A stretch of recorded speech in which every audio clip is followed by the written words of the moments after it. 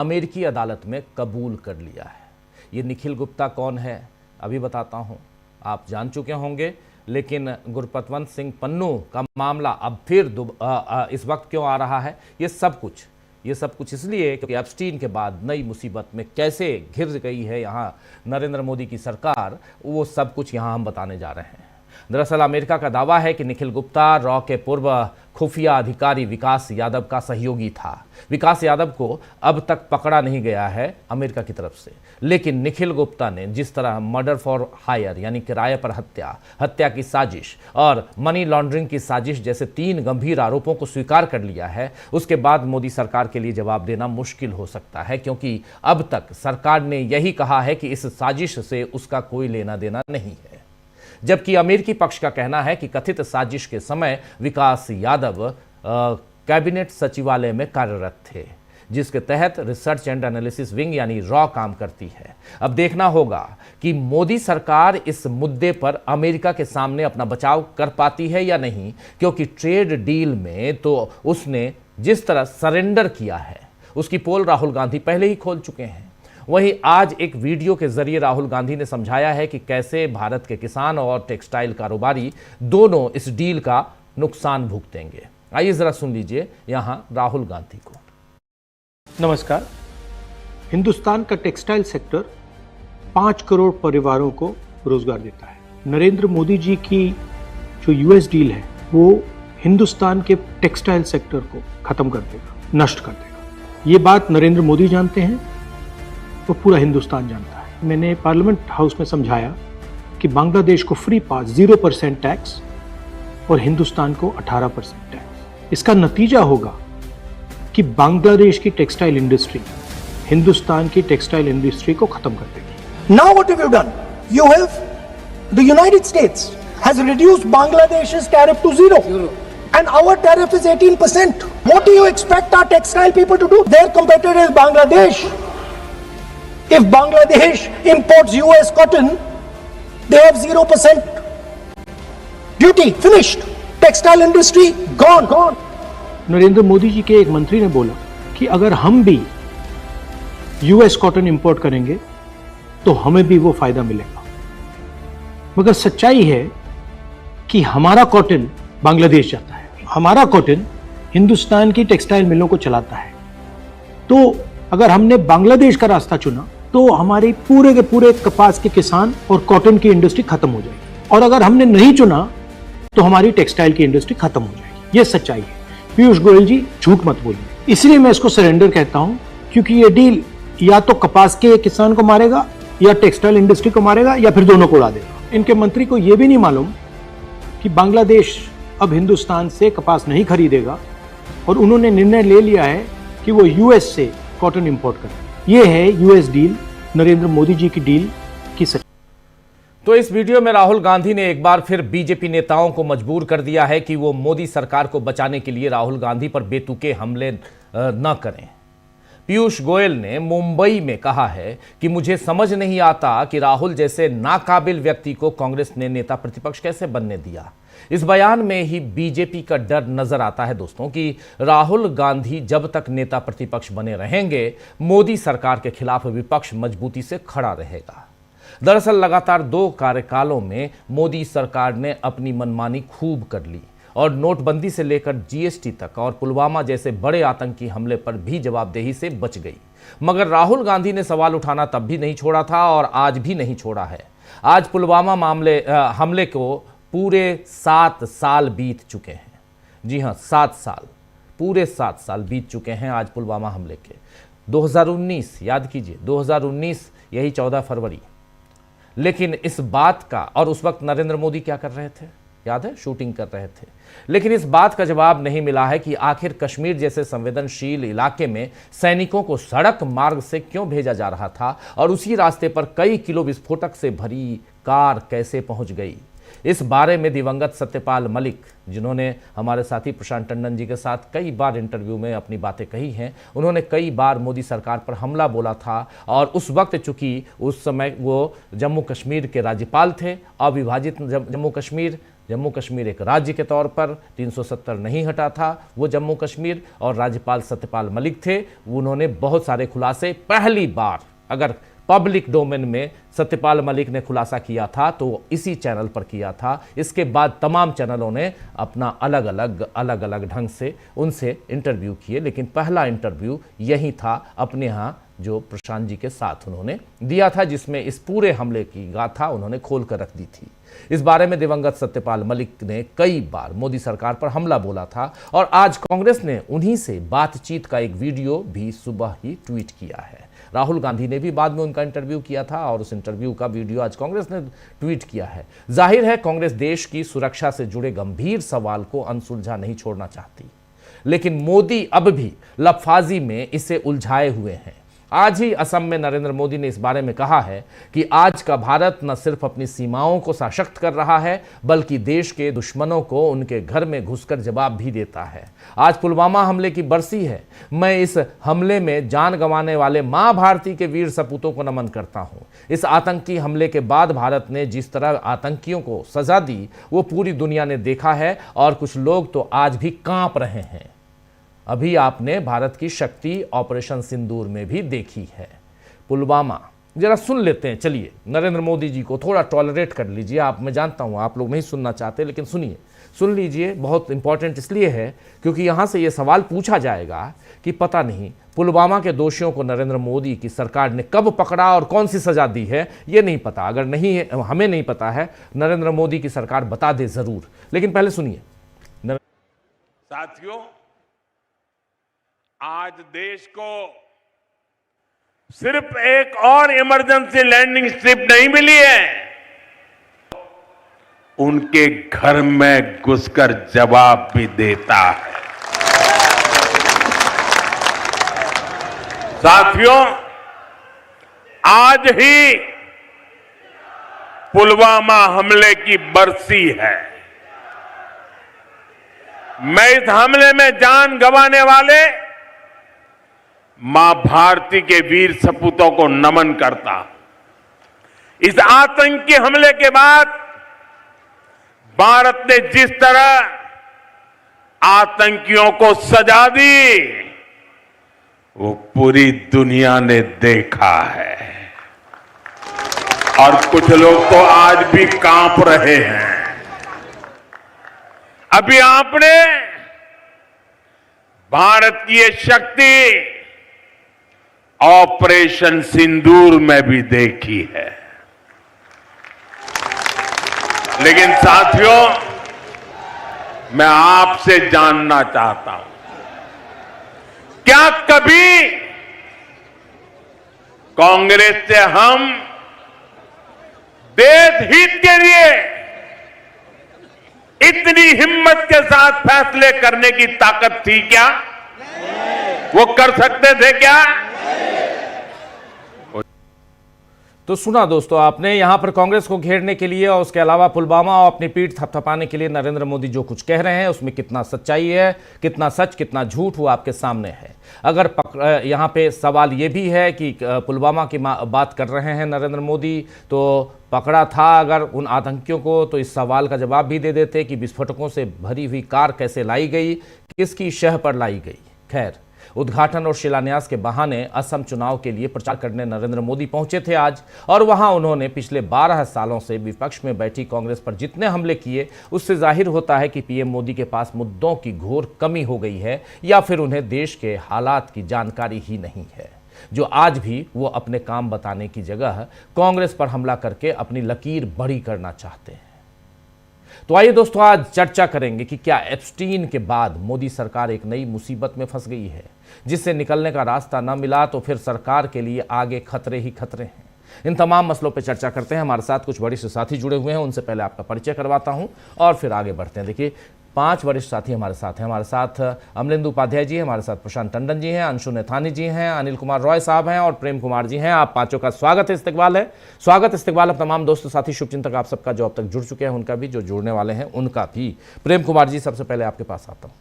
प्रेम कुमार जी, कैसे देखा जाए यहाँ पन्नू से लेकर, यानी अमेरिका और राहुल गांधी तो लगातार अमेरिका के साथ ट्रेड डील पे, एप्स्टीन पे, नरवणे साहब की किताब पे, ये 3 बहुत गंभीर मामला है जिस पे लगातार घेरते रहे हैं। और इन तीनों के बीच 2 मामले और, एक तो अविश्वास प्रस्ताव ओम बिरला साहब के खिलाफ, और दूसरा एक इम्पीचमेंट की तैयारी हो रही है ज्ञानेश कुमार गुप्ता जी के खिलाफ, यानी जो सीईसी हैं, चीफ इलेक्शन कमिश्नर हैं, उनके खिलाफ उसकी तैयारी चल रही है। यानी 9 मार्च से जब इस बजट सत्र का दूसरा सेशन शुरू होगा तो फिर और गहमा गहमी बढ़ेगी। लेकिन उससे पहले जो तैयारियां चल रही हैं, जो चीज़ें आ रही हैं विदेशों से, और खासकर निखिल गुप्ता का जो मामला सामने आया है गुरपतवंत सिंह पन्नू के मामले में, उसकी जान लेने की साजिश रचने के मामले में, और इसमें भारत सरकार, विकास यादव, ये सारी बातें अगर जोड़ के देखें तो क्या कुछ दिखाई देता है आपको? क्या सचमुच मुसीबत में है यहाँ मोदी सरकार? शुक्रिया राजीव जी।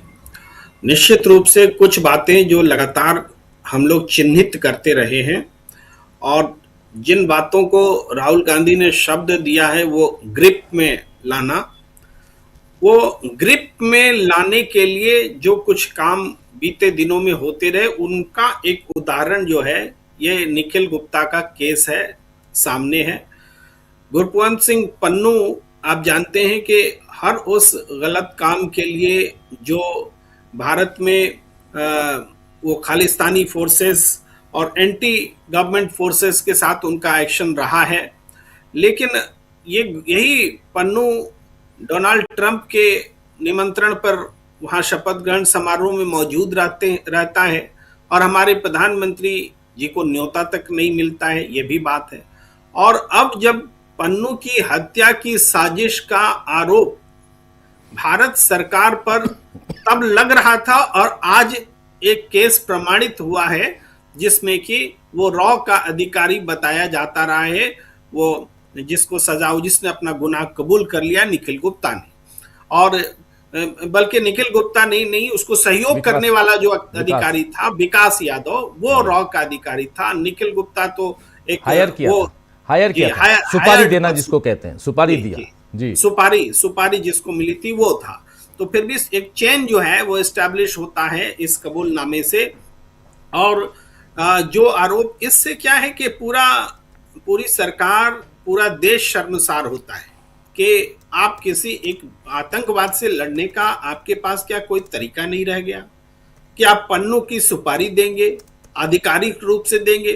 तो ये लॉरेंस बिश्नोई गैंग और सरकारी गैंग भी पैदा हो गया क्या? मैं किसी के नाम से ऐसे शब्द लेना नहीं चाहता, लेकिन लॉरेंस बिश्नोई गैंग टाइप से कोई सरकारी गैंग भी पैदा हो गया क्या, जो सुपारी का खेल करेगा, देश का नाम बदनाम करेगा? यह बहुत बड़ी चिंता का सबब है।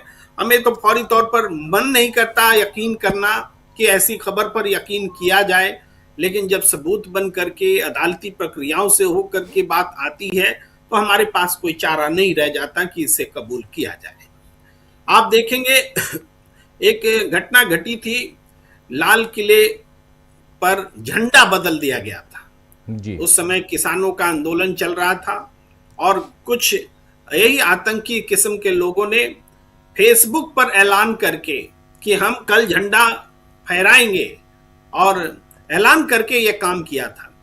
और हमारे देश की सुरक्षा व्यवस्था लाल किला की जो ऐसे मौकों पर 26 जनवरी और 15 अगस्त ऐसे मौके पर, मेरे ख्याल से 26 जनवरी का मौका था, ये बहुत सख्त होता है, सुरक्षा कड़ी होती है, वो उसको तोड़ते हुए वो घटना घटी थी। और इल्जाम आया आंदोलन पर, लेकिन वक्त ने यह साबित किया कि आंदोलन पर वो इल्जाम गलत था। वो लोग, जिन लोगों ने तिरंगा को बदल दिया, भाई तिरंगा, लाल किले हमारी शान है, जहां तिरंगा फहराता है, वहां झंडा बदलना पूरे देश में अपमान का विषय था। लेकिन तब भी गोदी मीडिया ने उसको खालिस्तानियों, ये आंदोलनकारियों के मत्थे मर दिया, और खालिस्तानियों से कथित साठगांठ की बात पर स्टोरीज करते रहे। वो गुरपतवंत सिंह पन्नू है, ये समझना पड़ेगा। भाई हम सरकार बड़ी है, देश बड़ा है, कि आपको एक आंदोलन को कुचलने का मकसद बड़ा है कि आप पन्नू से उसको जोड़ देंगे और तिरंगा भी बदल देने देंगे, कोई एक्शन नहीं, कोई कार्रवाई नहीं, वो मैं याद दिलाना चाह रहा हूं। अब देखिए, ये जो घटनाएं घटी हैं और इसके समांतर जो कुछ घटनाएं घट रही हैं, उसका दबाव, चाहे एप्स्टीन फाइल्स में हरदीप पुरी बुरी तरह से फंसते नजर आए हैं, दिया कुमारी के नाम है, अनिल अंबानी के नाम है, और भी जो नाम आ रहे हैं, नरेंद्र मोदी के भी नाम है, लेकिन किसके किस रूप में नाम है उस पर अलग से बात हो सकती है। लेकिन जिस व्यक्ति से नाम है, निश्चित रूप से वो आइंस्टीन नहीं है, वो दुनिया का कोई सम्मानित व्यक्ति नहीं है, वो एक काला चेहरा है, काला धंधा करने वाले लोग हैं।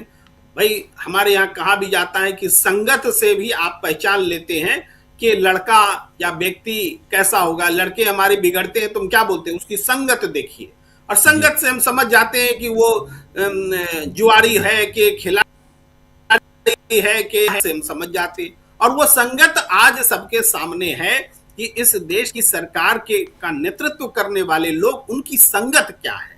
आइंस्टीन नहीं है, उनकी संगत एप्स्टीन है। तो ये साबित हो रहा है। अब इस बीच में जो इस देश में लोकतंत्र को कुचलने के लिए और सत्ता पर कब्जा करने के लिए, चुनाव का मतलब खत्म करने के लिए जो जो हथकंडे अपनाए जाते रहे हैं, चाहे मीडिया के प्रभाव को खत्म कर देना, मीडिया को ही पक्षपातपूर्ण बना देना कि उस पर कोई विश्वास ही न करे, सीबीआई, ईडी, आईटी की विश्वसनीयता को ही खत्म कर देना, ये सारी चीजें हुई हैं। अब इसके बीच में अगर अविश्वास प्रस्ताव ज्ञानेश कुमार के खिलाफ लाने की तैयारी है तो इससे पूरा सिस्टम एक्सपोज होगा। अगर स्पीकर के खिलाफ विशेषाधिकार हनन, मेरे ख्याल से अविश्वास प्रस्ताव ही है जो लाने की तैयारी है, वो जो है उससे भी स्पीकर का जो भेदभावपूर्ण रवैया रहा है वो एक बार फिर चर्चा में आएगा, सरकार के हथकंडे सामने आएंगे। तो इन चीजों से बचने के लिए क्या किया जाए? प्रतिपक्ष के नेता को इस तरह से ग्रिल कर दो, उसकी सदस्यता आजीवन खत्म करने का ऐलान कर दो कि हम आजीवन खत्म करने की कोशिश कर रहे हैं। जबकि अभी टंडन जी से बात हो रही थी तो कह रहे थे कि ऐसा तो कोई प्रावधान ही नहीं है संसद में कि किसी की आजीवन सदस्यता ली जा सकती है। भाई जनता 5 साल के लिए चुनती है तो आप आजीवन कैसे आप किसी को सदस्यता से बाहर कर सकते हैं? बहुत सारे ग्राउंड्स हैं, लिखित हैं, उसको बताने की जरूरत नहीं है। लेकिन किसी को 2 साल, और अगर 2 साल की सजा हो गई तो अगला और 6 साल, इससे ज्यादा की सजा सांसद को नहीं मिलती है। लेकिन राहुल गांधी जिनका अभी कोई अपराध प्रमाणित नहीं हुआ है, उनके बारे में सरकार ने ऐलान कर दिया है कि इनकी संसद की सदस्यता स्थायी रूप से खत्म कर दी जाएगी और चुनाव लड़ने के लिए भी इनको अयोग्य नहीं छोड़ा जाएगा। ऐसा हम प्रस्ताव लेकर आ रहे हैं। केंद्रीय संसदीय मंत्री किरण रिजिजू के कहने का मतलब कम से कम यही है। तो ये क्या है?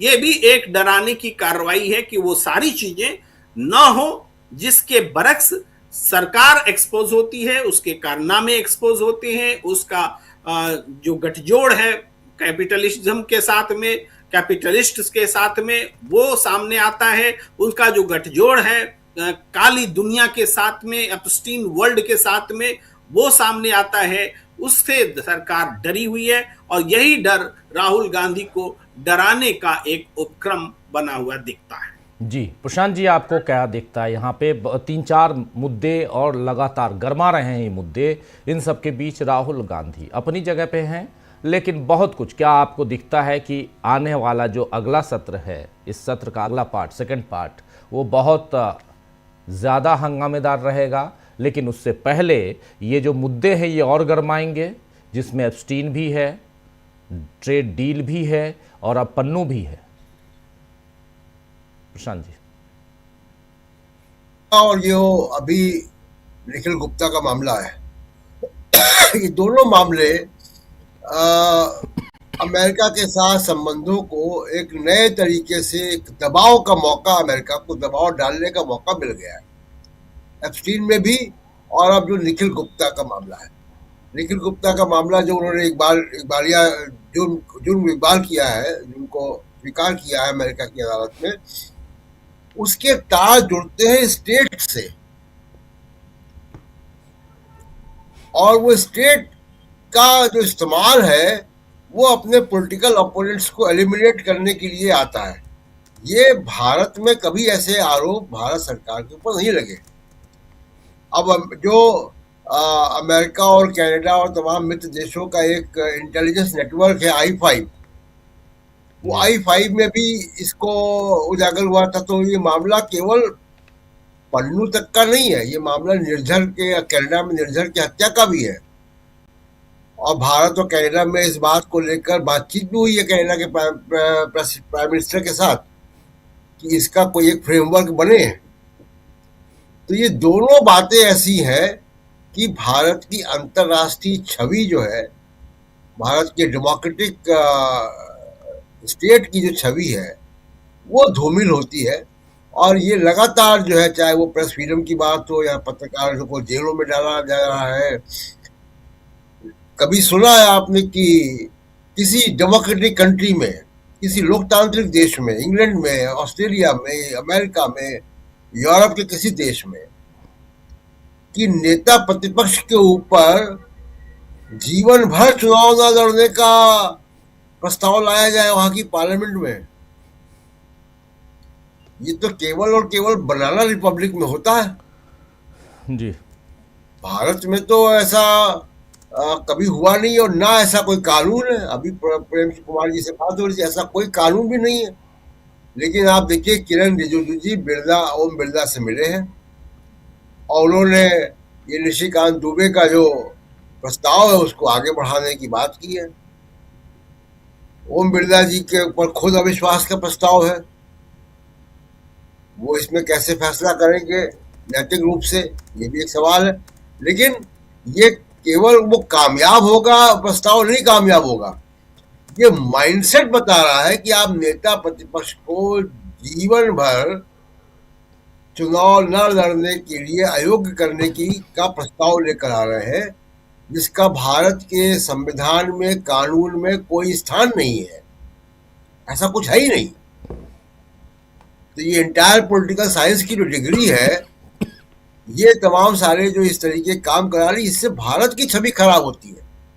और ये माइंडसेट दिखाता है नरेंद्र मोदी जी का कि आप एक लोकतांत्रिक और संवैधानिक लोकतंत्र के खिलाफ हैं आप। और इसीलिए बार बार आरोप लगता है कि इनके रिजीम में संविधान को खतरा है। इस तरीके का प्रस्ताव लाने का भारत के संविधान में कोई प्रावधान नहीं है। इसका मतलब है कि आप संविधान के आगे जाके ये काम कर रहे हैं। भारत के संविधान में आपकी कोई आस्था नहीं है। आप अपने पॉलिटिकल स्कोर सेटल करने के लिए किसी भी हद तक जा सकते हैं। और दूसरी बात कि जो अमेरिका के साथ ट्रेड डील की बात तो आपने की शुरुआत में, देखिए कॉटन को लेके हम लोग कई बार बात कर चुके हैं यहाँ पे, और राहुल गांधी भी इस बात को कह रहे हैं कि भारत, बांग्लादेश में कॉटन की पैदावार नहीं है, और भारत कॉटन का इस्तेमाल भी करता है, टेक्सटाइल भी, गारमेंट्स भी, और कॉटन का पैदावार भी है। अब वो बांग्लादेश को अगर 0% टैरिफ पे मिलेगा तो जो भारतीय किसानों का जो बाजार है निश्चित तौर पर प्रभावित होगा। और केवल एक ही कॉटन का ही मामला नहीं है, कई दृष्टिकोण से हम लोग इस पर कई बार विस्तार चर्चा कर चुके हैं कि कंप्लीट सरेंडर आपने नेशनल इंटरेस्ट का किया है।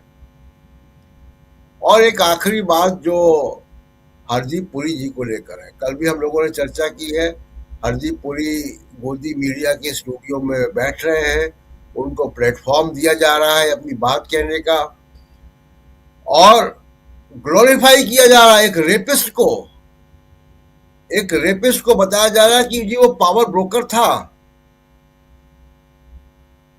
इसी गोदी मीडिया में, जो मोदी का समर्थक एक मीडिया है जो दिन भर हिंदू मुसलमान करता, वो यहां तक चला गया कि एक रेपिस्ट को, बच्चों के रेपिस्ट और हत्यारे को आप, और सजाए जाप्ता व्यक्ति को आप ग्लोरीफाई कर रहे हैं, आप उसका महिमा मंडन कर रहे हैं कि नहीं वो रेपिस्ट तो था लेकिन वो पावर ब्रोकर भी था। तो उससे जो मुलाकातें हो रही थी वो पावर ब्रोकर उसके रोल के तहत हो रही थी।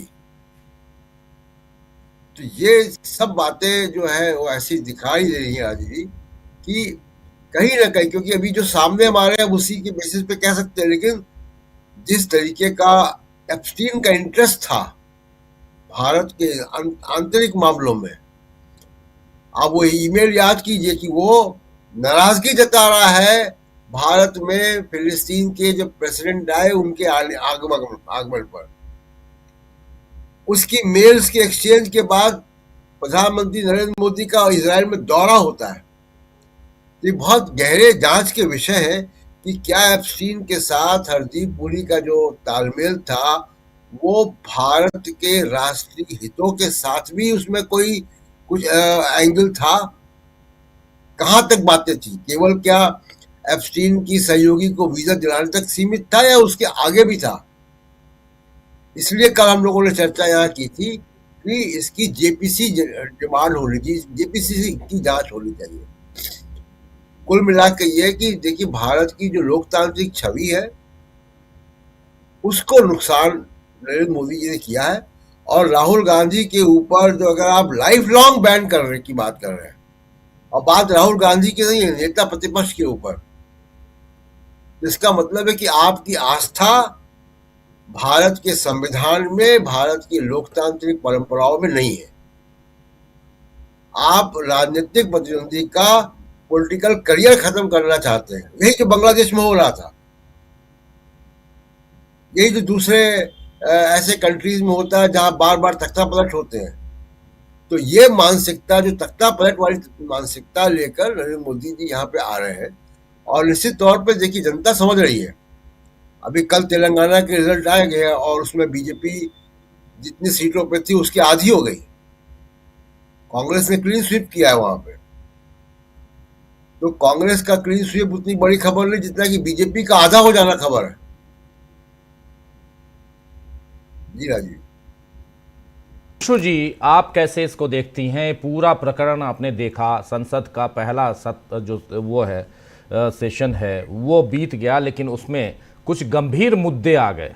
एप्स्टीन भी है उसमें, बहुत गंभीरता के साथ वहाँ हरदीप पुरी साहब सामने आ गए, एप्स्टीन एक्सपोज हो गए वहाँ पे, और चीन के मामले पे भी नरेंद्र मोदी की सरकार एक्सपोज हुई है, ये भी हम लोग देख रहे हैं। और इन सब के बीच अब एक नया जो किस्सा है उसमें जुड़ गया है, वो भी हम देख रहे हैं, जो निखिल गुप्ता का मामला है, यानी गुरपतवंत सिंह पन्नू की जान लेने की साजिश रचने वाले विकास यादव तो अभी खैर इधर हिंदुस्तान में है, नौकरी छोड़ दी है, इस्तीफा दे दिया है, लेकिन अमेरिका में वांटेड है। और अमेरिका में दूसरी तरफ ये निखिल गुप्ता है, उसने अपनी स्वीकार कर ली है वहाँ पर जो उसके ऊपर आरोप हैं, और इसीलिए नहीं तो 40 साल की सज़ा होती, इसलिए सज़ा अब 20 से 24 साल की होगी। सज़ा कम हो जाती है अमेरिका में जब आप सज़ा को स्वीकार कर लेते हैं, तो स्वीकार कर लिया, 24 साल मैक्सिमम सज़ा हो सकती है। लेकिन सवाल ये उठता है कि भारत सरकार की किरकिरी तो हो रही है, अगर उसको हम थोड़ी देर के लिए छोड़ भी दें, लेकिन यहाँ संसद से जो चीज़ें निकल के आई हैं, जिसमें हरदीप सिंह पुरी का मामला है, और वहाँ तो भयंकर किरकिरी हो रही है। कैसे देखती हैं आप? और इन सब के बीच राहुल गांधी अगर एक्शन लेने की बात करते हैं, राहुल गांधी अगर बातों को सामने लाते हैं, तो राहुल गांधी को संसद से निकाल दो जी। निशिकांत दुबे साहब आ गए हैं सामने। अंशु जी, मैं कहूंगी कि जो इस बार पार्लियामेंट का सेशन रहा है उसमें एक तरीके से पूरा चूहा बिल्ली का खेल देखा गया है। जिस तरह से एक के बाद एक राहुल गांधी इतने सीरियस मुद्दों को सामने लाए और सरकार के पास उनका कोई जवाब नहीं था, और सरकार मुंह छुपाती भी फिर रही थी, उसके लिए बहाने ढूंढे जा रहे थे, उसके लिए कोई भी तरीका अपनाया जा रहा था। कभी जो है गालीबाज नेताओं को आगे किया जा रहा था, जिसमें निशिकांत दुबे हैं, गिरिराज किशोर हैं, वो तमाम तरह के आरोप लगा रहे हैं और ऐसी ऐसी कार्रवाइयों की बात कर रहे हैं कि जो कभी संसदीय इतिहास में हुई नहीं है, आजीवन बैन लगाने की, चुनाव न लड़ने की, इस तरह की वो बातें कर रहे हैं। तो ये सारा उनकी बौखलाहट को दिखा रहा था। और इसी सब में इस पूरे जो ये सत्र रहा उसमें एक जिसे कहा जाए कॉमेडी ऑफ एरर्स और ट्रेजेडी ऑफ एरर्स, ये दोनों ही नजर आई।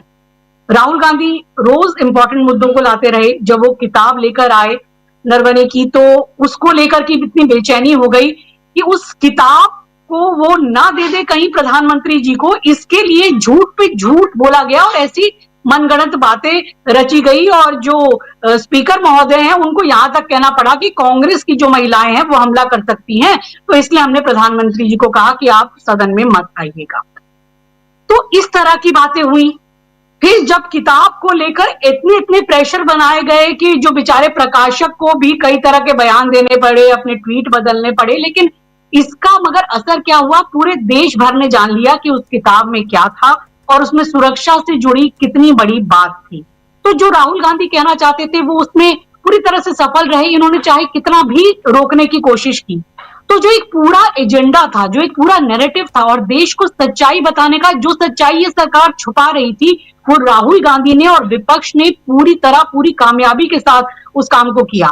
इन्होंने तो जो करना था किया। 8 जो सदस्य थे कांग्रेस के उनको निलंबित कर दिया, महिला सांसदों के ऊपर अनर्गल आरोप लगाए और निशिकांत दुबे, गिरिराज किशोर जैसे नेता तमाम आरोप लगाते रहे, इस तरह की बातें बोलते रहे, ये सारी चीजें हुई। लेकिन राहुल गांधी कामयाब रहे जनता को ये बताने में, संसद के माध्यम से एप्स्टीन फाइल के मुद्दे को भी वो लेकर आए। बार बार बोलने के लिए मना किया गया उनको, जब वो जिक्र करने की कोशिश करते थे रोक दिया जाता था उनको। और कितना शोर शराबा हंगामा हुआ। अनिल अंबानी का नाम लिया राहुल गांधी ने तो पूरा जो ट्रेजरी बेंचेस ऐसे खड़ा हो गया, क्या बीजेपी के सदस्य हैं अनिल अंबानी? उनके ऊपर तो फ्रॉड का आरोप है, बैंकों का पैसा लेकर उन्होंने पूरा इतना किया है। तो आप अनिल अंबानी क्या आपकी बीजेपी में शामिल हो गए कि जिसको बचाने के लिए आप खड़े हो गए? और हरदीप पुरी जो मंत्री है उनका जिस तरह से मामला आया, तो वो तो पूरा देश देख रहा है कि कितने शर्मनाक तरीके से उसको डिफेंड किया जा रहा है। गोदी मीडिया एक कहा जाए कि इतना जघन्य अपराध करने वाले रेपिस्ट और बच्चों के साथ, छोटे बच्चों के साथ इस तरह यौन अपराध के कुकृत्य करने वाले व्यक्ति के साथ सरकार के एक मंत्री के मिलने को और उसके साथ इतनी देश की नीतियां शेयर करने को, उन्होंने जब डिजिटल इंडिया की बात कर रहे हैं जो कि देश में भी पहले चर्चा नहीं हुई है, और ये सारी बातें कर रहे हैं और वहां से उनके ऊपर एक तरीके से ये तय हो रहा है कि भारत को अब कैसे आगे बढ़ना है एक इतना जघन्य अपराधी के साथ। और ये सारी चीजें पब्लिक डोमेन में है और ये कोई ऐसी चीज नहीं है, ये अमेरिका के जस्टिस विभाग के, उनकी सरकार के ये डॉक्यूमेंट्स में सामने आ रहा है। और इन डॉक्यूमेंट्स के ही आधार पर 7 देशों के बड़े बड़े लोग जो है वो इस्तीफे दे चुके हैं। आज ही मैं देख रही थी कि कई लोग इस तरह की बातें भी कर रहे थे डिफेंड करने के लिए। वो तो गोदी मीडिया ने तो जो किया ही सो किया, वो सबको ही जानता है कि ये कहा जा रहा था कि क्या केवल नाम आ जाने से तो ये मतलब नहीं है कि वो किसी तरह के अपराध में शामिल हो गए। अरे इतने बड़े अपराधी से, दलाल से आप क्यों मिल रहे थे? सरकार के पास काम करने का क्या कोई और तरीका नहीं है क्या? और कुछ उनके पास जो उनके वहां राजनयिक मंत्री या और जो तरीके होते हैं उनको छोड़ करके आप ऐसे अपराधी जिसके ऊपर अपराध साबित हो गया, जिसको सजा हो गई और इतने घृणित कार्यों में आप उसके साथ आप सरकारी इस तरीके की बातें कर रहे हैं और चीजों को शेयर कर रहे हैं। तो राहुल गांधी ने तो पूरा एक बखिया उधेड़ा और बहुत अच्छे नैरेटिव के साथ, जो जैसे उन्होंने मार्शल आर्ट के बताया कि क्या कैसे होता है और कैसे किस तरह से हमारी सरकार की और हमारे जो मुखिया की एक तरह से गर्दन फंसी हुई है। जब उन्होंने ग्रिप की बात की और जब उन्होंने बात की कि कैसे वो पूरी तरह से फंस गए हैं और उसके बाद उन्होंने टैप करके अपने आप को सरेंडर कर दिया। और ट्रेड डील में वही हुआ क्योंकि वो दबाव था। ये सारी चीजों का जो एप्स्टीन फाइल के खुलासे में हो सकता था या बहुत सारी चीजें आ सकती थी, और इन्हीं तमाम दबावों के चलते शायद ये ट्रेड डील की गई जिसमें भारत के मतलब तमाम हितों के साथ समझौता किया गया। जो हमारे किसान हैं उनको पूरी तरीके से समझौते के तहत खत्म करने की कोशिश की गई है एक तरीके की। बिल्कुल सही बात उन्होंने ये उठाई कि टेक्सटाइल इंडस्ट्री और कपास के किसान तो अगर ये चीज डील होती है तो पूरी तरह से खत्म हो जाएंगे। आप देखिए बांग्लादेश जो है वो इस डील के तहत 0% टैरिफ पर वो कह रहे कि अमेरिका हम से कपास खरीदे और उनको वो बना के बेचे कपड़े, तो 0% टैरिफ लगेगा। और उन्होंने तो निर्णय भी ले लिया है। ये हमारे देश में नहीं बताया जा रहा है, इसको छुपाया जा रहा है। और जब राहुल गांधी ने सवाल उठाया तो उन्होंने ये कहा कि अगर हम उनसे लेते हैं कपास तो हम 0% पर उनको कपड़े भी दे पाएंगे। यानी अगर हम अमेरिका से कपास लेते हैं तो हमारे किसान क्या करेंगे? और अब तो बांग्लादेश ने भी कह दिया है कि हम आपसे कपास नहीं लेंगे, अमेरिका से लेंगे। और $बिलियन का ट्रेड होता था और भी कई तरह के ट्रेड होते थे। हमने बांग्लादेश के साथ ये सारी चीजों को खत्म करके अपने आर्थिक हितों को नुकसान पहुंचाया, अपने किसानों को नुकसान पहुंचाया है। इसकी भरपाई कौन करेगा? आप बताइए, जो हम इस पर राजी हो गए कि $500 बिलियन का हम माल खरीदेंगे, क्या खरीदेंगे, क्या मजबूर करेंगे हम अपने देशवासियों को खरीदने के लिए कि वो सब कुछ खरीदे? मतलब उनके कपड़े खरीदे, उनके सेब खरीदे, फसल खरीदे, मक्का खरीदे, मतलब जो हमारे देश में पैदा हो सकता है, जो हमारे किसान कर रहे हैं, डेयरी उत्पाद खरीदे, ये सारी चीजें खरीदे। यानी कि हम अपने किसानों को खत्म करके, वो तो उस कंपटीशन में नहीं आ पाएंगे जब इस तरह से खुला व्यापार हो जाएगा। और $500 बिलियन का आपको लेना है तो सब डंपिंग यार्ड, पूरा डंप होगा भारत में, और हमारे देश के लोग मजबूर होंगे अपने देश के प्रोडक्ट को छोड़कर अमेरिका का प्रोडक्ट लेने के लिए। और उसकी कोई गारंटी नहीं है कि उनका प्रोडक्ट कितना क्वालिटी वाला होगा। ये पहले भी कई बार देखा गया है कि थर्ड वर्ल्ड कंट्रीज को या भारत जैसे देशों को कितना दोयम दर्जे का और किस तरीके का सामान यहाँ पर भेजा जाता है अमेरिका या और दूसरे देशों के द्वारा, तो उनको कुछ समझा ही नहीं जाता है। और ट्रेड डील में जिस तरह से अपमान हुआ, जिस तरह से चीजें हुई हैं, तो साफ साफ इसको पूरा बता दिया राहुल गांधी ने कि कैसे वो ग्रिप में आए और कैसे वो उनकी गर्दन पकड़ी गई और उसके बाद एक तरह से पूरा सरेंडर कर दिया गया। तो हम हर चीज में, अब विदेश नीति आज जो कहें सबसे बुरे दौर में गुजर रही है, आपने ये बताया, ये पन्नू वाला मामला, ये किसी भी चीज में सही चीजें नहीं हो पा रही हैं। और ये जो आज, हालांकि बाद में हम इस पर आए, प्रधानमंत्री जिस तरह आज असम में तमाम चीजों को बातें कर रहे थे, पुलवामा को लेकर वो श्रेय ले रहे थे, अपनी सभी बातों को लेकर श्रेय ले रहे थे, लेकिन वो अभी तक उसकी जांच नहीं हुई, खुलासा नहीं हुआ है, वो इस बात को नहीं कह पा रहे हैं। और केवल एक कहा जाए कि लोगों के आगे वोट लेने के लिए एक झूठा हवाई किला बनाया जाता है, झूठ को परोसा जाता है, रोज बरोज एक झूठ को बेचा जाता है। और कांग्रेस का इतना बड़ा उनको खौफ है, मैं तो कहूंगी कि उन्होंने ही कांग्रेस को एक तरह से कहा जाए कि भारतीय राजनीति के एकदम केंद्र में ला दिया है। क्योंकि आज अगर आपने सुना होगा प्रधानमंत्री जी का भाषण, तो कांग्रेस कांग्रेस कांग्रेस ये न जाने शब्द कितनी बार आया होगा अगर उसको गिन लिया जाए तो। उन्होंने कहा कि कांग्रेस के जमाने में यहाँ 3 पुल नहीं बने, हमने यहाँ पर इतने साल में 5 पुल बना दिए। अरे काम करना सरकारों का ये तो दायित्व है। और उस समय फंडामेंटल जब यहाँ पर शासन था कांग्रेस की भी सरकारों का, क्या उन्होंने काम नहीं किया? इतने सारे काम है लेकिन उनको गिनाया नहीं जाता, वो फंडामेंटली उन्होंने किया। मैं आपको ये बताना चाहूंगी कि उस समय जो अगर फाउंडेशनल वर्क है, ये जरूर जाने, क्योंकि गोदी मीडिया कभी बताएगा नहीं। Guwahati IIT, Tezpur university, Assam university, ये सब कुछ असम अकॉर्ड के समय में ये एस्टैब्लिश हो चुके थे असम में, और ये कह रहे हैं कि कांग्रेस के समय में कोई काम ही नहीं हुआ। यानी जो कुछ हुआ 2014 के बाद हुआ या इनकी असम शासन में आया, इनकी सरकार तब हुई। और कैसे आती है इनकी सरकार, सबको पता है कि कैसे ये पोचिंग करके और कैसे ये दूसरे दलों को तोड़ करके लाते हैं। और सिर्फ यही नहीं, मैं आपको बताऊंगी कि कितनी स्टेट यूनिवर्सिटी बनी, कॉटन यूनिवर्सिटी बनी, बोडोलैंड यूनिवर्सिटी बनी, Kumar Bhaskar Verma Sanskrit and ancient studies university बनी, के हदीक स्टेट ओपन यूनिवर्सिटी बनी, असम वुमेन्स यूनिवर्सिटी बनी, मेडिकल कॉलेज। ये कह रहे थे कि कोई एम्स नहीं बन पाए, हमने यहाँ पर आए तो चीजों को बनाया। ये जानना दर्शकों को बहुत जरूरी है कि कांग्रेस के समय में कितना काम हुआ। जोरहाट मेडिकल कॉलेज बना, फखरुद्दीन अली अहमद मेडिकल कॉलेज बना और तेजपुर मेडिकल कॉलेज बना, और ऐसे ही कई इंडस्ट्रियल को लेकर भी कुछ काम हुए। यानी हमेशा नकारा बताना कांग्रेस को, ये ही केवल इनका काम रह गया है। और अपने छोटे छोटे कामों को इन्होंने इसको अपनी उपलब्धि बताया कि हमने इतने समय में 125 से ज्यादा नॉर्थ ईस्ट के लोगों को पद्म पुरस्कार दे दिए। बहुत अच्छा किया आपने, सम्मान किया, सम्मान की बात है, आपको करना चाहिए। लेकिन साथ ही आपको ये बताना पड़ेगा कि आपने यहाँ कितने रोजगार दिए, कितने लोगों को व्यवसाय दिया, पर कैपिटा इनकम कितनी बढ़ी, यहाँ पर शिक्षा के लिए आपने क्या कार्य किया, ये सब बातें भी बताना बहुत ज्यादा जरूरी है। ठीक है, आप और सारी चीजों का आप कह सकते हैं कि हमने इसको जोड़ने की कोशिश की। और एक जो बड़ा ही एक अजीब सा आरोप लगाया इन्होंने कहा कि कांग्रेस ने हमेशा नॉर्थ ईस्ट में और असम में विभाजनकारी नीति चली और यहाँ पर एक अशांति को जन्म दिया और तोड़फोड़ में वो ज्यादा उनका ध्यान रहा।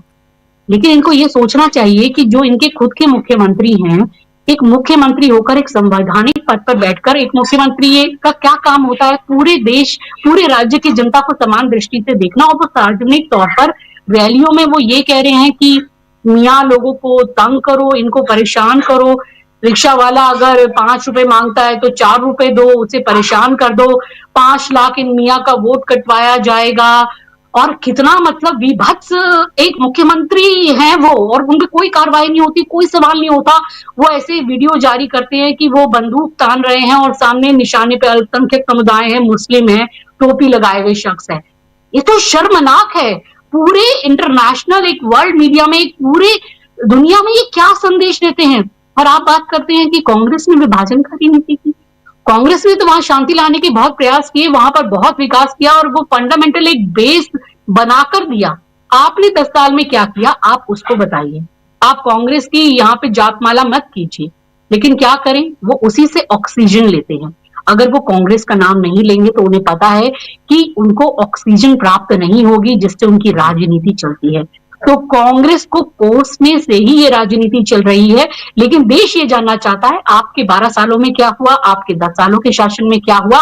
तो इस तरह से बरगलाइए मत और सही मुद्दों को, सही बातों को सामने लाइए, जवाब दीजिए, भागिए मत, संसद से मत भागिए और इन मुद्दों से मत भागिए। क्योंकि राहुल गांधी तो जाहिर तौर पर इन सभी मुद्दों को ले आए हैं और पूरी तरीके से हमने देखा कि कैसे जो है वो उनके मंत्री थे अश्विनी वैष्णव और दूसरे मंत्री जब वो बात कर रहे थे राहुल गांधी को लेकर के प्रेस के सामने अजीब तरीके के नाप शनाप बातें कर रहे थे, उन्होंने कहा आइए सामने ही बात कर लेते हैं। और वो किस तरह से मुंह छुपा के भागते फिरे, यानी कि जो थे प्रहलाद जोशी और ये अश्विनी वैष्णव, तो हिम्मत नहीं है उनके पास। राहुल गांधी तो कहते हैं कि मैं तो किसी भी फोरम पे डिबेट करने के लिए तैयार हूं, आप आइए। क्योंकि वो तथ्यों के साथ, फैक्ट्स के साथ, फिगर्स के साथ वो बात करते हैं कि आप ट्रेड डील के तहत देश के हितों को कितना बड़ा नुकसान पहुंचा रहे हैं। और जो नरवणे जी की किताब में है उसके हिसाब से बात ये अलग विषय है कि प्रकाशित हुई कि नहीं हुई, लेकिन मैगजीन में उसके अंश छपे हैं और नरवणे जी ने इससे इनकार नहीं किया कि वो नहीं है उस किताब में। ये केवल बात हुई है कि वो अभी लोगों के हाथ तक कॉपी नहीं आ पाई या प्रकाशन की कुछ चीजें हैं, लेकिन किताब का जो कंटेंट है वो तो सही है। आप बताएंगे ना कि सुरक्षा को लेकर जवाबदेही किसकी थी। आपको इस लोकतंत्र में किताबों से डर लगता है, पत्रकारों की सच्चाई बोलने से डर लगता है, आप उनको जेल भिजवा देते हैं। आप जब एप्स्टीन फाइल जैसे घृणित जो है उनके फाइल्स में आपके मंत्रियों का और आप लोगों का नाम आता है तो उनको डिफेंड किया जाता है, कोई जवाबदेही तय नहीं होती। एक भी दिन इस मंत्री को, इन मंत्री को तो बने रहने का हक नहीं है, लेकिन ये जवाब नहीं देंगे। जनता को जवाब चाहिए, यही कहना है। जी जी जी, बिल्कुल बिल्कुल। अनिल कुमार रॉय साहब, जरा आपसे समझना चाहता हूं कि ये मुद्दे, जिन मुद्दों को इस पहले सेशन में राहुल गांधी, बजट सेशन के पहले पड़ाव में राहुल गांधी लेकर आए हैं, वो मुद्दे कहां तक जा सकते हैं और इन सब के बीच राहुल गांधी को ही बाहर निकालने की जो तैयारी चल रही है, कितनी उसमें सफलता मिल सकती है विपक्ष को, सत्ता पक्ष को? यह बात तो, धन्यवाद, यह बात तो होगी ही नहीं कि राहुल गांधी को या कांग्रेस को जिस तरह की बात कही जा रही है कि बाहर ही कर दिया जाए, यह संभव नहीं है। उसके कई सारे कारण हैं, लेकिन सत्ता में आने के बाद के समय से ही या उसके पहले से ही कांग्रेस लगातार भाजपा लगातार कांग्रेस मुक्त भारत, उसके कहने का असली उद्देश्य था कि विपक्ष मुक्त भारत का नारा लगाती रही है। यह उसकी उस मनोवृत्ति को सूचित करता है कि वह एकाधिकार, एक तंत्र इस देश में स्थापित करने की कोशिश कर रही है, इस दिशा में चल रही है। और यह बात उसने कांग्रेस मुक्त भारत या विपक्ष मुक्त भारत का नाम तो कभी नहीं दिया, कि कांग्रेस मुक्त भारत की जो बात उसने की है कि उसके जो अवयव है, उसकी जो कोशिशें हैं, वह आप अनेक प्रकार से आप देख रहे हैं। जैसे SIR जिस तरह हो रहा है, जिस तरह जीतन राम मांझी ने बिहार में कहा, वह सारे लोगों को जानना चाहिए। बहुत सारे लोग जानते होंगे, मैं इस बात को फिर दोहरा देना चाहता हूँ, यह बात जनता के बीच जानी चाहिए। जीतन राम मांझी जी ने कहा कि एक टेकारी विधानसभा है गया में, कि वहां के विधायक, पूर्व विधायक हार गए इस बार, तो उन्होंने आम सभा में कहा, पब्लिक मीटिंग में यह बयान दिया कि पिछली बार वे 27,000 से हार रहे थे, तो हमने उनको जितवा दिया, और इस बार 16,000 से ही हार गए, लेकिन हमको फोन नहीं किया इसलिए हार गए। इसका मतलब जीतन राम मांझी भारतीय राजनीति के बहुत बड़े चेहरे नहीं है, इतने प्रभावशाली चेहरे नहीं है कि जीत हार को प्रभावित कर सके। लेकिन जब जीतन राम मांझी जैसा आदमी जो दूसरी पार्टी के पीछे पीछे लग करके अपने अस्तित्व को बचाते रहते हैं, कि जीतन राम मांझी जैसा आदमी जब राजनीति को, जीत हार को प्रभावित कर रहा है, तो गृह मंत्री जब बैठ करके कैमरा बंद करके जब कर रहे होंगे, तो किस तरह स्थिति हो गई है कि भारतीय राजनीति की, कि अब जो एक तंत्र है उसकी दिशा के जो स्क्रू होते हैं, वो सारे स्क्रू कसे जाने लगे हैं, वे सारे नट कसे जाने लगे हैं। इसीलिए ममता बनर्जी ने ज्ञानेश कुमार पर महाभियोग की बात की है, कि उनके खिलाफ बात की है। तो जनता को यह सब समझना चाहिए कि लोगों के पास यह बात जानी चाहिए कि किस तरह हमारा लोकतंत्र किस दिशा में चल रहा है। दूसरी बात कि लगातार हाल के दिनों का मतलब यह है कि संसद सत्र के दिनों में, इसके पहले की भी ढेर सारी घटनाएं हैं कि लगातार कि ट्रेड डील का मामला, एपस्टीन का फाइल का मामला, पन्नू का मामला वगैरह वगैरह लगातार चल रहा है। ये सारे मामले इस दिशा में सूचित कर रहे हैं, इस दिशा में इंगित कर रहे हैं कि यह सरकार लगातार असफल हो रही है, लगातार भ्रष्टाचार में डूबी हुई है, लगातार इसके पांव गंदे हो रहे हैं। अब इस बात को असम में जो उन्होंने कहा, या मुख्य प्रधानमंत्री ने, या इसके पहले भी वो कहते रहे हैं कि घर में घुस करके मारते हैं, और पन्नू की हत्या का जो मामला अमेरिकी कोर्ट में है, तो इसका मतलब है कि भारत की जो छवि है कि आज तक भारत शांति का, अहिंसा का प्रतीक रहा है, और हम लोग जब बच्चे क्या सयाने थे, कुछ दिन पहले तक की बात है, अब वे सारी बातें लोग भूलने लगे हैं, कि हम लोग बनारस की गलियों में देखते थे कि किस प्रकार विदेशी लोग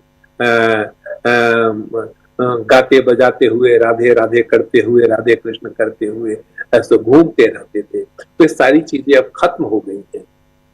अब हमारी छवि एक अंतरराष्ट्रीय गुंडे की, मैं फिर से इसको दोहराना चाहता हूं इस शब्द को, कि एक अंतरराष्ट्रीय गुंडे की के रूप में हमको स्थापित करने की कोशिश की जा रही है।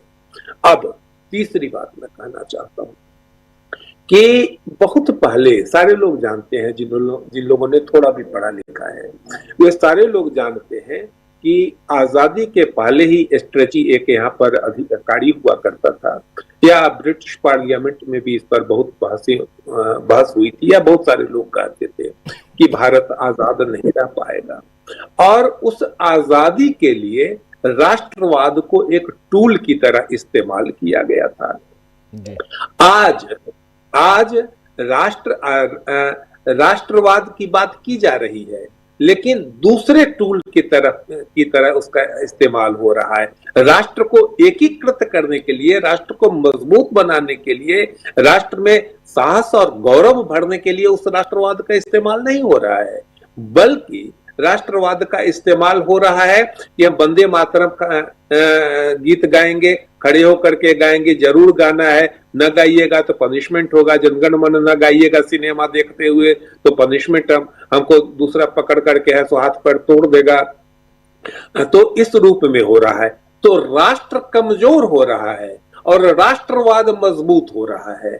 और इसके लिए जिस टूल्स को अपनाया जा रहा है, जिन उपकरणों को अपनाया जा रहा है कि यह देश अलग अलग खंडों में, अलग अलग समुदायों में एक दूसरे के साथ जुड़ाव नहीं रहे, तो हमेशा ही भारत लगातार यहाँ पर आक्रमण होते रहे या पराधीन भी हुआ भारत। इसका एक बहुत बड़ा कारण यह बताया जाता है कि भारत में आपसी एकता नहीं थी। उसी आपसी अनेकता को फिर से उभारने की कोशिश, यह बड़ा सवाल है, यह बड़ा राष्ट्रीय सवाल है। इस पर गहरी चिंता की जानी चाहिए पूरे देश को कि जब तक एक पूरा देश एकजुट इस देश के लिए नहीं रहेगा, तब तक यह देश कमजोर होगा, फिर से टुकड़ों में बंट जा सकता है।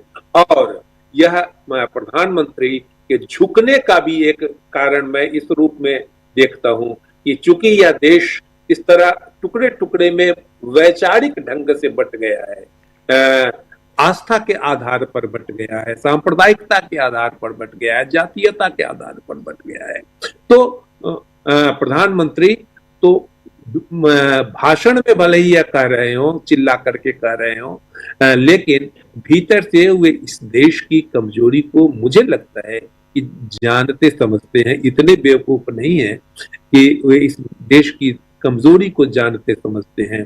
और अंत में मैं यह बात जोड़ देना चाहता हूं कि वेनेजुएला का तेल अंबानी ने खरीदना स्वीकार कर लिया है। शुक्रिया। आगे। जी बिल्कुल बिल्कुल बिल्कुल आप सही कह रहे हैं। जरा अमलेंदु जी, मामला कहां तक पहुंच चुका है? अमलेंदु जी, राहुल गांधी कहां तक इस पूरे मामले को पहुंचा चुके हैं? राजीव जी, देखिए कई मामले हैं जिसको राहुल गांधी आगे लेकर चल रहे हैं, और एक बड़ी राजीव जी सूचना ये भी मिल रही है कि जैसा निशिकांत दुबे लेकर आए हैं नोटिस, ऐसा ही नोटिस नरेंद्र मोदी और हरदीप सिंह पुरी की सदस्यता समाप्त करने के लिए कांग्रेस लेकर आने वाली है। ऐसी भी बातें चल रही हैं। तो अब देखना ये होगा कि क्या ऐसा कोई नोटिस आता है कि नरेंद्र मोदी और हरदीप सिंह पुरी की भी सदस्यता समाप्त की जाए, हमेशा के लिए जीवन भर इन पर प्रतिबंध लगाया जाए। तो ऐसा प्रस्ताव भी आ सकता है। अब अगर ऐसा प्रस्ताव आता है तो बड़ा दिलचस्प होगा कि स्पीकर साहब जो हैं कि वो कौन से प्रस्ताव को स्वीकार करते हैं, कौन से वो खारिज करते हैं, आधार देने होंगे। राहुल गांधी के खिलाफ जो प्रस्ताव है वो तो गप है, हाइपोथेसिस है, लेकिन अगर नरेंद्र मोदी और हरदीप सिंह पुरी के खिलाफ आता है तो उसमें तो ऑथेंटिकेट राहुल गांधी कर रहे थे, वो ऑथेंटिकेट वाले दस्तावेज भी हो सकते हैं। तो ये अब देखना होगा, बड़ा दिलचस्प रहेगा। मार्च का महीना राजीव जी मुझे लगता है कि भारत की राजनीति में काफ़ी ज़्यादा महत्वपूर्ण होने जा रहा है, और 9 मार्च से जब संसद का सत्र फिर से शुरू होगा, बजट सत्र, तो बहुत सारी चीज़ें आगे देखने को मिलेंगी। लेकिन जिस तरीके से बीजेपी राजीव जी अब रोज़ रोज़ नई नई मुसीबतों में फंसती जाती है, और ये मुसीबतें खुद की पैदा की हुई भाजपा की लगती हैं। देखिए राजीव जी, ऐसा है कि ये जो मामला आया है जिसका आपने जिक्र किया, निखिल गुप्ता वाला, इस तरीके के मामले ऐसा नहीं है कि पहले नहीं होते थे, पहले भी होते रहे हैं, और लेकिन वो जिस तरीके से अंजाम दिए जाते थे, बहुत खूबसूरती के साथ अंजाम दिए जाते थे, और हमारे जो संबंध होते थे दूसरे देशों के साथ, उन पर इसका कोई असर नहीं पड़ता था। और जाहिर सी बात है कि हर देश को अपनी सुरक्षा करने का अधिकार है। अब अगर पन्नू के साथ कुछ किया जा रहा था या निज्जर के साथ कुछ किया गया, जाहिर सी बात है कि उसके पीछे भारत के अपने हित हैं, तो उसके लिए उसको भारत कर सकता है। लेकिन जिस तरीके से वहाँ हमारे लोग पकड़े जा रहे हैं, और ये सारे हमारे जो है संबंध जो दूसरे देशों के साथ हैं वो खराब होने की स्थिति में पहुंच रहे हैं। अब अगर विकास यादव का नाम राजीव जी वहाँ आ जाता है, और जो निखिल गुप्ता है वो सरकारी गवाह बन जाता है, या वो एक तरह से कहा जाए अपना गुनाह कबूल कर लेता है, तो ये कितनी ज़्यादा शर्मिंदगी वाली बात भारत सरकार के लिए होगी। इसकी तरफ जो है ध्यान देना आवश्यक है, और इसके कितने बुरे असर जो हैं वो अमेरिका के साथ संबंधों पर पड़ेंगे, जो कि पहले ही संबंध खराब हो चुके हैं। भाई ट्रंप अगर धमकी दे रहा है कि मैं जो हूँ पॉलिटिकल कैरियर ख़त्म कर सकता हूँ लेकिन करूँगा नहीं, तो क्या उस पॉलिटिकल कैरियर ख़त्म करने के मामले में ये निखिल गुप्ता का मामला भी शामिल है क्या, एपस्कीन फाइल्स के अलावा? ये भी हो सकता है। तो ट्रंप इतनी जोर देकर कह रहा है, तो इसके पीछे क्या क्या है, अब इसमें किस किस के नाम आ सकते हैं। अब रॉब्स के अफसर, अब तो ये राजीव जी की वो निखिल गुप्ता वहां जाके जाने क्या क्या बयान देगा, और जो जो बयान देगा वो तो सब स्वीकार किए जाएंगे। अब ऐसा तो है नहीं कि वो दिल्ली पुलिस की कस्टडी में होगा निखिल गुप्ता, कि दिल्ली पुलिस जो चाहे कहलवा ले, है ना। कहलवाना तो अब वहाँ FBI को है, अमेरिका की पुलिस कहलवाएगी जो कहलवाना है, अब वो कहेगा जो भी कहना है। और यहाँ तो यह बड़ी खुशी मनाई जा रही थी, वो काश पटेल साहब जो है वहाँ बन गए हैं, FBI के प्रमुख बन गए हैं। तो वो काश पटेल साहब मदद क्यों नहीं कर रहे हैं भाई? गुजराती बंधु जो हैं, मोटा भाई अगर वहाँ बन गए हैं FBI के चीफ, तो उन्होंने मदद क्यों नहीं की यहाँ की? तो राजीव जी, ये कुल मिलाकर जिस तरीके से हमारी विदेश नीति फेल हो रही है और गला पड़ने को जिस तरीके से विदेश नीति समझ लिया गया, उसकी सारी परतें जो है उधड़ रही हैं। और राजीव जी, अगर ये मामला आगे बढ़ता है तो इसका संबंध सिर्फ अमेरिका के साथ संबंधों पर खराब होने पर नहीं पड़ेगा। जैसा कि प्रशांत जी ने कहा कि वो I5 जो है उसके देश जो है उनके साथ भी संबंध खराब होंगे, और ये मामला खुला ही I5 के जरिए था, वहीं से ये बात निकलकर सामने आई। तो इसका मतलब कि उन देशों के साथ भी संबंध खराब होंगे, उनके साथ संबंध खराब होंगे तो हमारे जो पड़ोसी और देश हैं उनके साथ तो हमारे वैसे ही संबंध खराब होते चले जा रहे हैं। बाकी देशों के साथ भी संबंध जो है वो हमें शक की निगाह से देखा जाने लगेगा कि भाई ये इनके साथ दोस्ती करो, ये आके गले पड़ते हैं और उसके बाद यहाँ पे आकर कोई निखिल गुप्ता और विकास यादव चिपका देते हैं। तो इसके कितने दूरगामी परिणाम होंगे, इसकी तरफ ध्यान देना बहुत ज्यादा आवश्यक है। एपस्टीन का मामला जो है राजीव जी, वो जब सुलझेगा तब सुलझेगा। 30 लाख फाइलें आ चुकी हैं, उसके बाद और 30 लाख फाइलें आनी है, उसमें किस किस के नाम होंगे वो आता रहेगा। लंबी प्रक्रिया है और लंबा चलेगा। लेकिन ये मामला जो है ये तो मुझे लगता है जल्दी जो है सुलझने की तरफ बढ़ेगा। तो एक नई मुसीबत में मोदी सरकार जिस तरीके से घिरी हुई दिखाई पड़ती है। अब मोदी जी तो ठीक है, अपना जब चाहे झोला लेकर निकल सकते हैं, लेकिन भारत का काहे नुकसान कराते हैं भाई? आपको जो करना करो, आप प्रधानमंत्री की हैसियत से मत करो, आपको जो भी अपने संबंध निभाने हैं, किसी दोस्त का फायदा करना है करो, लेकिन भारत का नुकसान क्यों करते हैं? तो ये राजीव जी बड़े सवाल हैं। मुझे लगता है कि जो मैंने कहा कि सूचनाएं जो मिल रही हैं, मोदी जी के खिलाफ भी इसी तरीके का प्रस्ताव और हरदीप सिंह पुरी के खिलाफ भी प्रस्ताव आ सकता है। तब देखा जाएगा कि कितना दिलचस्प जो है संसद का नजारा होगा। जी, प्रेम कुमार जी, क्या लगता है आपको जो बड़ी खबर बता रहे हैं यहाँ अमलिंदु जी, ऐसा हो सकता है क्या प्रधानमंत्री के खिलाफ सब्सटेंटिव मोशन? प्रशांत जी, अगर आपको पता हो, आप प्रेम कुमार जी